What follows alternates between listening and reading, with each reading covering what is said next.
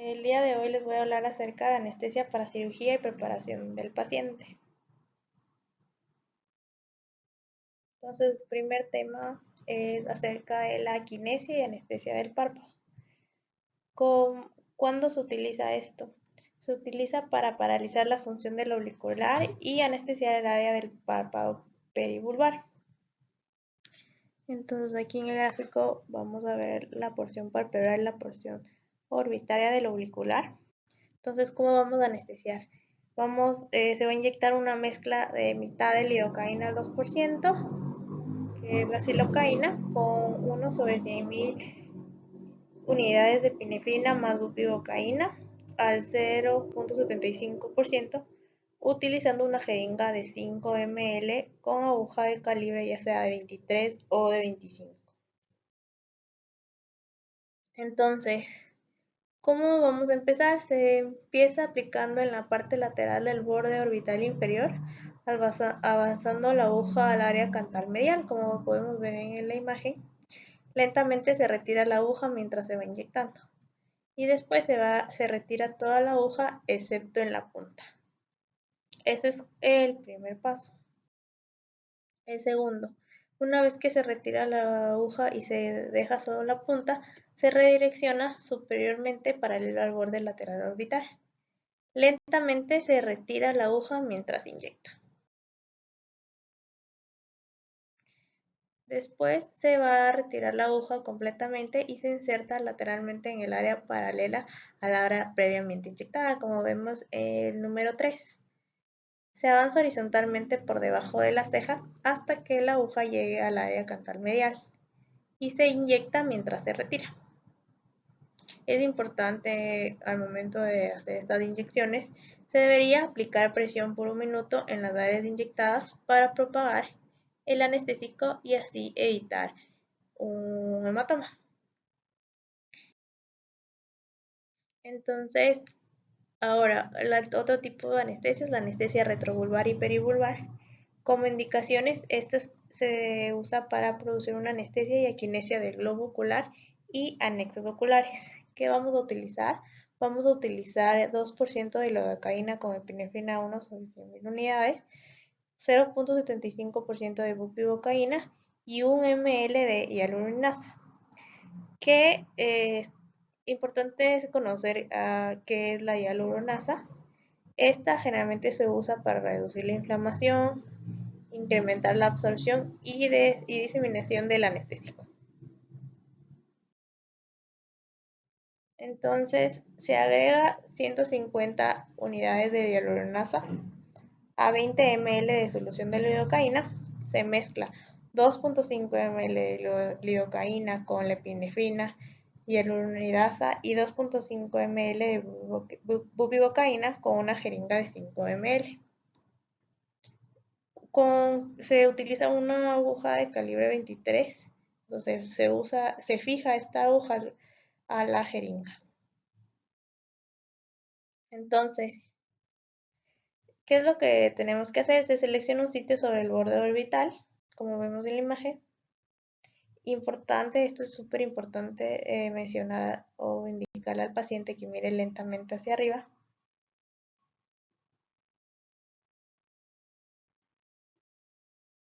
Se inserta la aguja paralelo al piso orbitario. Se observa el globo por cualquier movimiento hacia abajo que podría indicar ya sea un contacto con la esclera. Se avanza la aguja posterior mientras que inclina hacia arriba y medial. Como vemos en la imagen, se inyecta la solución de la anestesia lentamente y se intenta introducir al cono muscular, como podemos ver.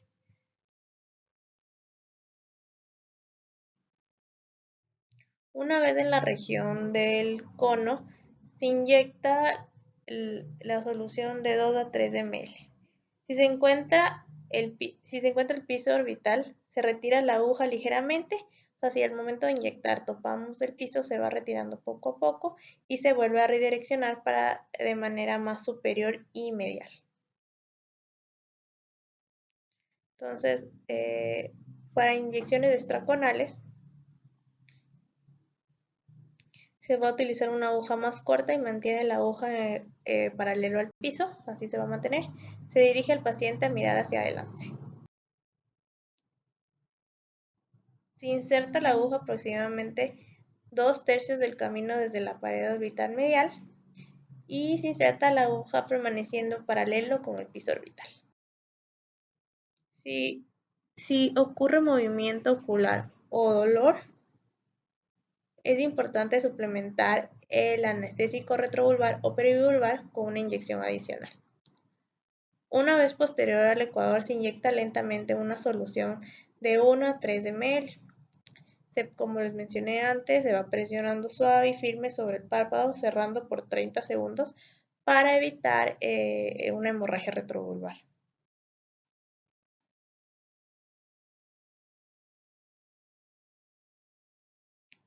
Hay que estar en observación mientras se inyecta esto y más o menos después de unos 5 minutos ya vamos a comprobar si ya existe la anestesia o equinesia.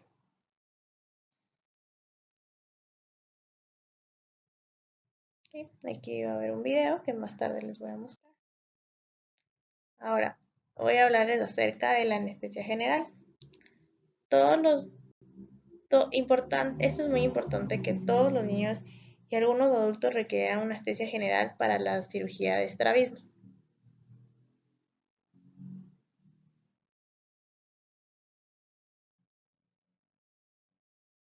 Entonces, otro tema es la hipertermia maligna.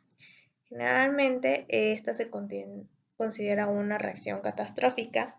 En estas situaciones, el paciente recibe un relajante muscular y un anestésico general, que es lo que va a producir una acidosis sistémica y mioglobinuria que va a producir arritmias cardíacas y anomalías renales. En esta hipertermia maligna, los músculos se convierten muy rígidos y la temperatura aumenta rápidamente. Cuando pasa esto, tiene una incidencia aproximadamente de 1 por 20.000 a 50.000. Vamos a tener casos esporádicos. Entonces, hay etiologías que normalmente, ¿por qué se ha investigado por qué se produce esto? Por anormalidades de la regulación del calcio por el retículo sarcoplasmático. ¿Qué tratamiento va a ser el más adecuado? Lo más importante es detener la anestesia, enfriar la neutralización de la acidosis y administrar procaína o dantroleno. Es importante tener en cuenta que una prevención de este ataque es difícil.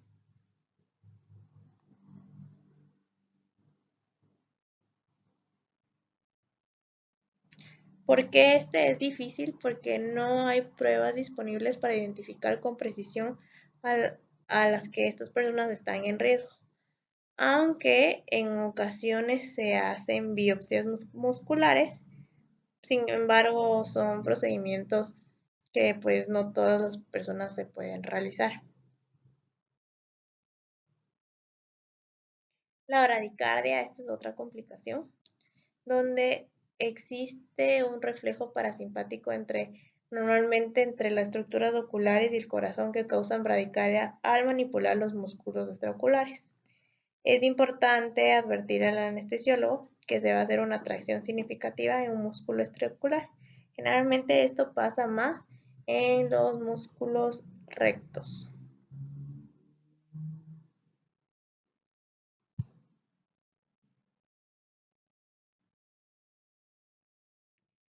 Si la bradicardia ocurre, la atropina intravenosa se considera de mucha ayuda para bloquear este reflejo y permitir la continuación segura de la cirugía. Es importante que si ocurre esto hay que liberar inmediatamente la tracción que estamos haciendo con los músculos y en sí descontinuar esta manipulación. Si esto no es efectivo, las inyecciones perivulvares o retrovulvares de lidocaína van a eliminar ese reflejo. Otra complicación que vamos a encontrar son las náuseas y vómitos postoperatoria. Esta generalmente tiene una incidencia alta. ¿Por qué? porque los músculos extraoculares y los ojos tienen conexión con los sistemas vestibulares y cerebrales. Es importante premedicar al paciente con medicamentos antinauseosos, como pues diferentes que encontramos en el mercado, como el droperidol, o postmedicar con metoclopramida. Esto nos va a ayudar mucho a reducir esta sensación de náuseas y vómitos. También lo más importante, como decimos a todos nuestros pacientes en cirugía, de restringir la ingesta postoperatoria las primeras 4 a 6 horas. Y los agentes antinauseosos como la prometacina y la prochlorperazina se utilizan en situaciones persistentes. Lo más importante de esto, o sea, qué es lo que más nos preocupa, es la deshidratación. Ya en ocasiones cuando el vómito persiste más de 24 horas. Ahora vamos con la preparación del paciente para cirugía. Entonces, es muy importante la posición del paciente y cirujano. Entonces, la posición importante debe proporcionar al cirujano una línea de visión directa de los rectos verticales y a los músculos oblicuos. El cirujano debe posicionarse directamente frente al músculo operado, como podemos ver en la imagen. El asistente está sentado frente al cirujano, como vemos acá, y este va a proporcionar una exposición óptima sin ninguna interferencia. El anestesiólogo del otro lado y la enfermera. Este es si es que va a trabajar el recto medial derecho. Recto lateral, la posición va a ser inversa. Recto inferior y oblicuo inferior, el cirujano debe sentarse en la cabeza de la mesa mirando hacia los pies del paciente. Si vamos a operar el recto superior o oblicuo superior, depende de la mano del cirujano. Paciente a la derecha para cirujanos diestros y paciente a la izquierda para los cirujanos zurdos. Otro tipo de pruebas va a ser las pruebas de deducción forzada, prueba de tracción. Indicaciones. Es esencial para determinar si hay un componente restrictivo o un estrabismo. Y esta prueba generalmente debe realizarse en cada paciente antes de hacer una incisión. Entonces, lo que tenemos que hacer es estirar el músculo recto. Generalmente usamos la pinza con dientes. Y normalmente esta pinza nos ayuda, nos permite, es fácil determinar cualquier restricción o limitación del movimiento. Entonces, lo que vamos a hacer es levantar el ojo anteriormente fuera de la órbita, agarrando la conjuntiva y la esclera 2 milímetros posterior al limbo. Vamos a colocar la otra pinza en sentido opuesto a 90 grados del músculo que se está probando y vamos a levantar muy suavemente. Entonces ahí, como les dije, esto permite una fácil determinación de cualquier restricción o limitación del movimiento. Para probar los músculos rectos horizontales, se agarra el limbo en la posición del reloj, como vemos en la imagen, a las 12 de las 6 horas, y levantamos el ojo con suavidad. Normalmente gira el ojo nasalmente para probar el recto lateral y lateralmente para probar el recto medial. El ojo debe moverse libremente en cualquier dirección. Si hay una restricción o aducción forzada positiva, ¿qué es lo que debemos hacer? Hay hacer una retropulsión, vamos a retropulsionar el ojo para ver si la restricción mejora.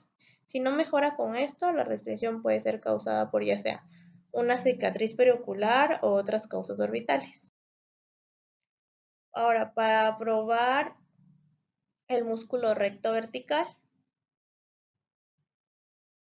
se agarra el limbo en las posiciones del reloj 3 y 9.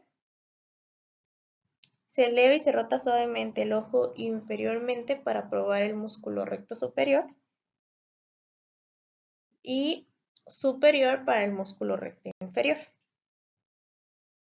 Para evaluar los músculos oblicuos, agarre el limbo con pinzas con dientes en la posición del reloj 3 y 9 y el ojo debe girarse nasalmente y retropulse. retropulsarse. Entonces, retropulsando el ojo en la posición de aducción, el músculo oblicuo superior e inferior se coloca en el estiramiento máximo, como vemos en la imagen. El músculo oblicuo superior se prueba al mover el ojo hacia arriba y el oblicuo inferior se prueba al mover el ojo hacia abajo. En el forceps nasal, el examinador sentirá primero la reextensión. Cuidado postoperatorio, ninguno. Complicaciones. ¿Cuáles van a ser las complicaciones? Desgarros de la conjuntiva, hemorragias. Lo que tenemos que dar es antibióticos tópicos, presionar con parche de ojo por 24 horas.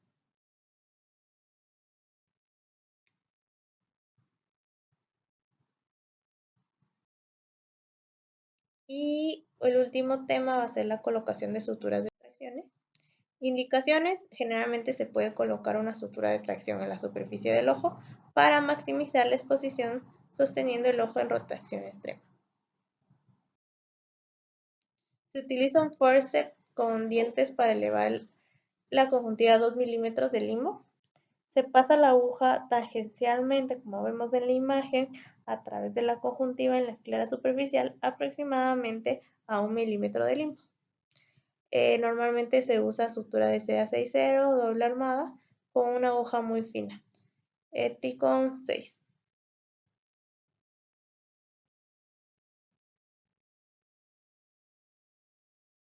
Es importante colocar la sutura en el tejido escleral. Esta colocación evitará la distorsión de la conjuntiva durante la tracción y disminuye la probabilidad que la sutura se extraiga.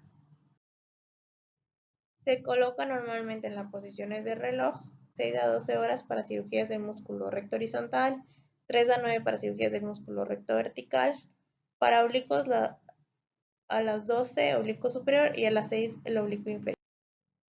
Ejemplo: si vamos a trabajar el músculo del recto medio y superior, se puede colocar una sutura de tracción en las posiciones del recto 6 y 12. Músculo recto superior puede exponerse colocando la tensión solo en las suturas de las 12 horas. El peso del hemostato proporciona la tracción suficientemente y los dos loops de sutura se encuentran entre el pulgar y el dedo índice y se abrazan así con un hemostato.